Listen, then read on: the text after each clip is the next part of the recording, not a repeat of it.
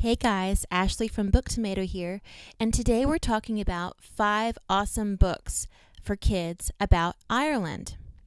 We took our family to Ireland this summer and we had the best time.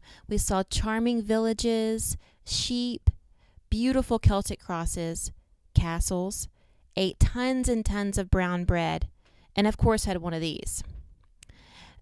Whenever we take the kids,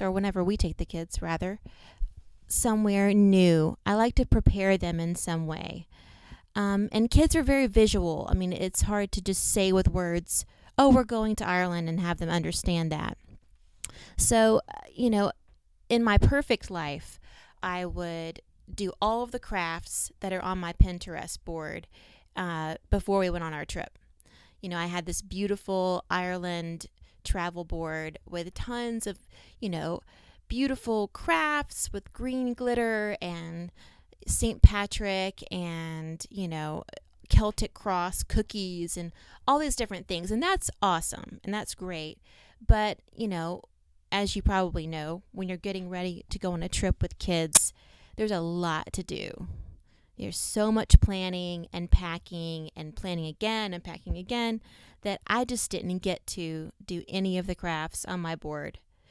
But one thing that I always have time for is reading a book with my kids.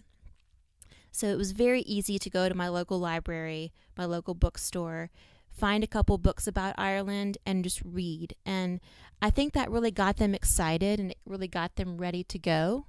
So here are 5 of the books that we read, and we really enjoyed them, and I think that you would too. The first one is called O'Sullivan's Stew, and it's by Hudson Talbot. And it's about a girl named Kate. And at the beginning of the story, she witnesses the town witch's horse getting taken by the king's men. Apparently the witch hasn't paid her taxes, and so they're taking the horse as collateral. Well, bad things start happening in the village because of this horse being taken from the witch. The witch is very angry that none of the villagers helped her get the horse back. So Kate and her family, which is her dad and her 2 brothers, decide that they're going to go sneak inside the castle and get the horse back. Well, when they do, they get caught, and the king is about to put them to death for breaking into the castle. And Kate decides that she's going to use her amazing storytelling ability to convince the king to let them go. So story after story, she's weaving these crazy, outlandish tales, and the king is so entertained that he lets them go.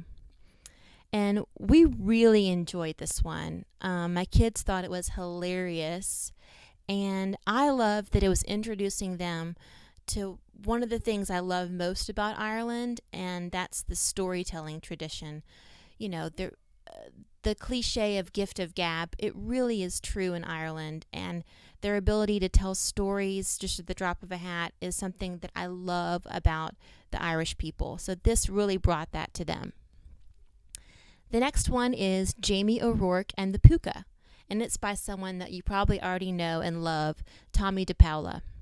And this book is very much a Tomie Depaola book. It has those great illustrations that he's known for.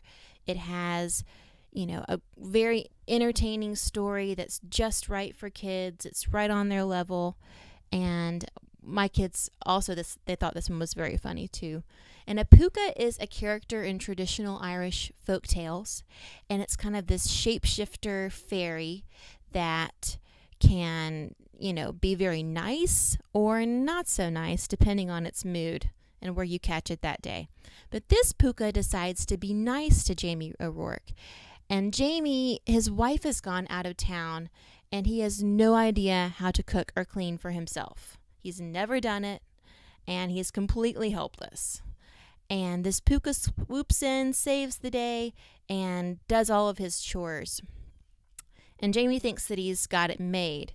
Well, the story doesn't end so well for him, and he kind of learns a lesson, but I'll let you find out when you read it. Now, our next story is Fiona's Luck, and it's by Teresa Bateman. I love the illustrations in this book. We owned it before we decided to go to Ireland, so we owned it just because it was a good book, first and foremost. The illustrations have this sepia tone, and they really bring out traditional Irish dress and traditional what an Irish village used to look like a long time ago, and it's just beautiful. The story is about the Leprechaun King who has stolen all the luck in Ireland, and this causes them to have a famine. And a young woman named Fiona decides to beat the king at his own game. And everyone knows that the Leprechaun King, the way to beat him is through cleverness and trickiness, because he himself is very tricky. So she tricks him into giving back the luck, and everything is happy again. And what I like about this story is it kind of talks about how luck is great, but standing on your own 2 feet and using your brain and your cleverness and your intelligence is more important than luck. So I liked that. Our next story is part of a series of travel books for kids that was written, I think, in the 70s. And it's called This is Ireland by Miroslav Sass. And if you've never seen Sass's collection of kids' travel guides, you're missing out. You've got to go check them out right now. They're some of our favorite books. Each one talks about a city or a country or a state, and it's not so much a story as much as just little snippets of information about the place.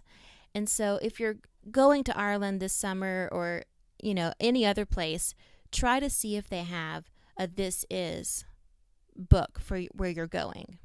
This is Ireland talks about, what the people look like, what they eat, what they drink, what they say, what language they speak, what their houses look like.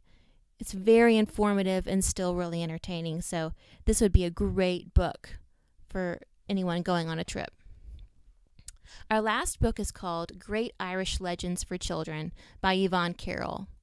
And this collection of Irish folk tales, it really lives up to its name because the tales feel very legendary.